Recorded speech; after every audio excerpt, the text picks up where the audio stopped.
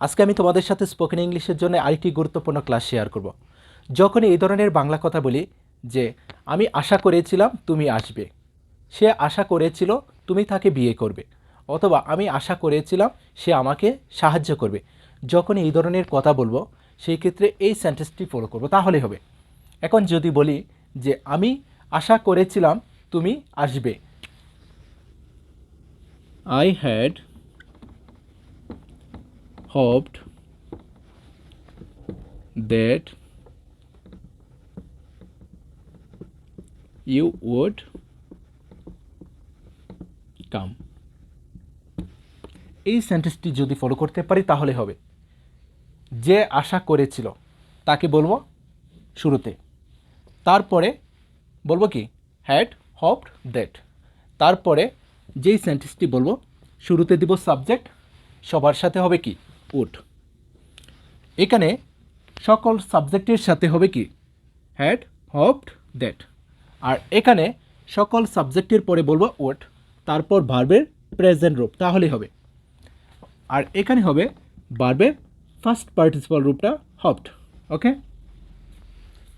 I had hoped that, আমি আশা করেছিলাম যে। হি হ্যাড হপড দ্যাট, সে আশা করেছিল। ইউ হ্যাড হপড দ্যাট, তুমি আশা করেছিলে। Kamal had hoped that, Kamal আশা করেছিল যে। তারপরে এখানে আরেকটি সেন্টেন্স বলবো। ওকে, এখানে যে সেন্টেন্সটি বলবো শুরুতে বলবো সাবজেক্ট, দ্যাটের পরে দিব কি সাবজেক্ট, তারপর সবার সাথে হবে উড, ভার্বের হবে প্রেজেন্ট রূপ। এখন যদি বলি যে সে আশা করেছিল তুমি তাকে সাহায্য করবে, সেই ক্ষেত্রে বলতে পারি সে আশা করেছিল। He had hoped that, he had hoped that, সে আশা করেছিল তুমি তাকে সাহায্য করবে। ইউ উড হেল্প হিম, তুমি তাকে সাহায্য করবে। হি হ্যাড হপড দ্যাট, সে আশা করেছিল। ইউ উড হেল্প হিম, তুমি তাকে সাহায্য করবে।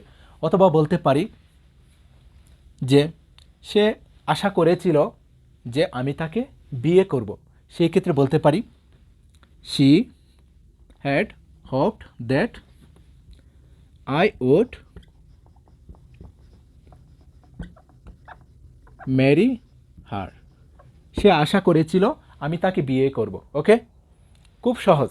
যে আশা করেছিল এখানে তাকে বলবো শুরুতে, তার সাথে বলবো কি হ্যাড হপড দ্যাট, তারপরে যেই সেন্টেন্সটি বলবো শুরুতে দিব সাবজেক্ট, সবার সাথে হবে কি উড, তারপর বাড়বে প্রেজেন্ট রূপ, তাহলে হয়ে যাবে।